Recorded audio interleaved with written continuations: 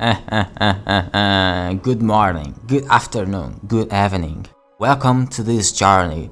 I'm just the prince, yes, and today I'm going to tell you why Zelda Breath of the Wild deserved to win Game of the Year while Tears of the Kingdom didn't. How is it that a game that supposedly improved in every respect on the first one couldn't achieve what the first game did? This video is for you then. So, let's go. Okay, let's start by talking about Breath of the Wild. When it was released in 2017, the game was simply revolutionary, and even at that time, the hype was massive. I still believe to this day that its trailer was the most hyped in history. If you watch reactions videos on YouTube, it feels unreal, bro. The guys were so insane for this. Everyone was going crazy, anticipating a major leap in the franchise's history. A completely new, different and unique game that had never been done before, both for the Zelda franchise and for the gaming world.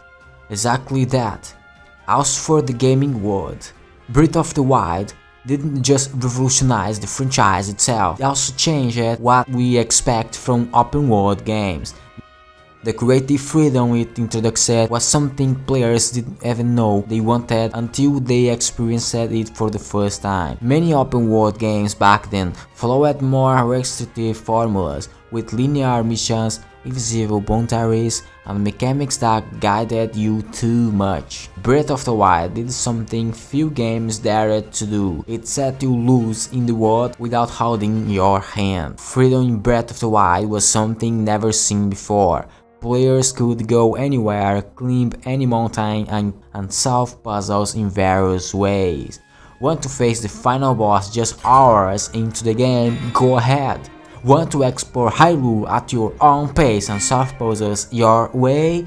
Well, feel free to do so. This level of creative freedom was rare, even in open world games, where there were still more limitations than expected. This approach of a borderless game brought a constant sense of discovery. It wasn't just about following a map or completing quests, but about experiencing adventures organically, exploring every corner of the world.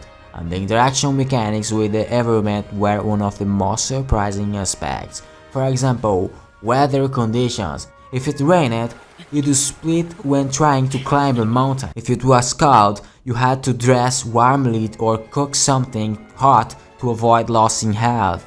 Everything felt alive, and the world reacted logically to your actions, which enhanced immersion in a way no other game had done with such intensity at that time. These ideas directly influenced later games like Genshin Impact, which took formula and adapted it to a gacha game model, and the impact was huge, creating almost a new subgenre of action RPGs. That's actually a great topic for a future video, don't you think? If this channel don't flop, please. Well, with this English being so bad, I really think it will flop. Zelda Breath of the Wild is like a tree with deep roots, and the branches that grow from it have given rise to many other creations.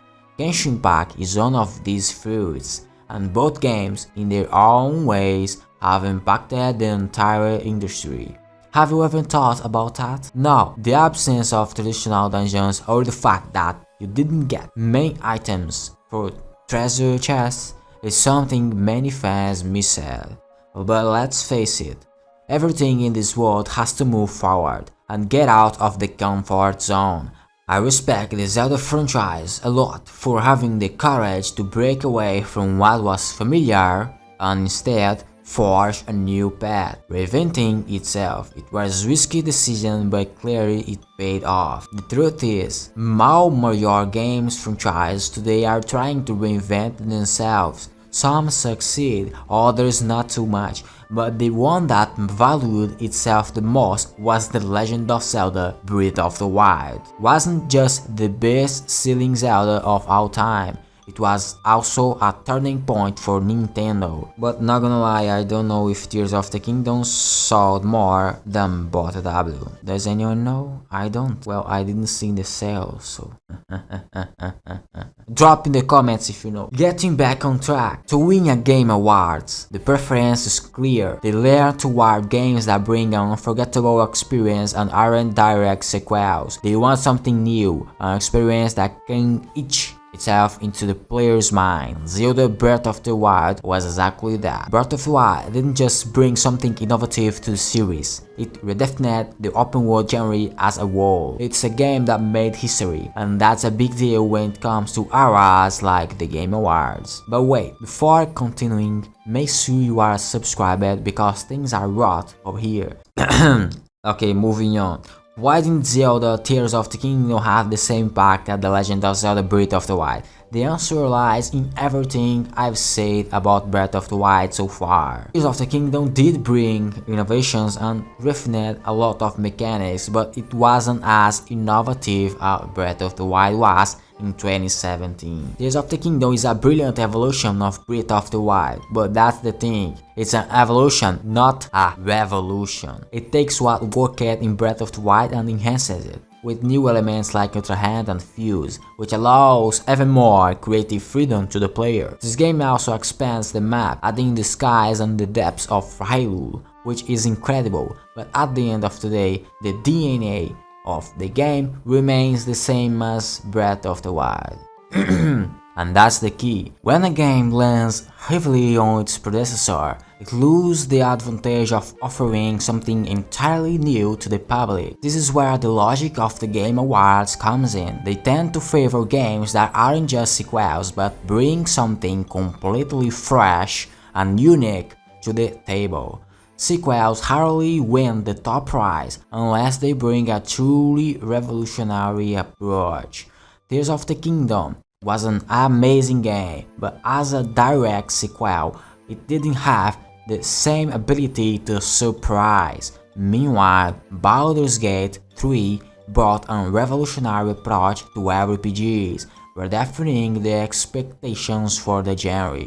The first time you experience something truly new is always more memorable. Breath of the Wild introduced a formula that made us rethink what to expect from an open-world game. When we played Breath of the Wild for the first time, the feeling of exploring a new world was overwhelming. In Tears of the Kingdom, even though it expanded Hyrule and added new layers, much of the world was already familiar. Many players didn't feel the same sense of discovery, because a large portion of Hyrule had already been explored in the first game. So, to sum up, Breath of the Wild won the Game of the Year because it redefined your expectations and changed the gaming industry as a whole. Meanwhile, Tears of the Kingdom is a fantastic game, but it didn't have the same groundbreaking impact. Both are great achievements, but each had its own place and different impact in the world of gaming. While The Legend of Zelda Tears of the Kingdom was an incredible game for the Zelda series, I believe Breath of the Wild was a game that changed the world of gaming. Now, my personal opinion on the two. What is it? Oh, I pretty much like both equally, but I lean slightly more toward Breath of the Wild because I play games for the story, and I feel like Breath of the Wild had a stronger narrative than Tears of the Kingdom.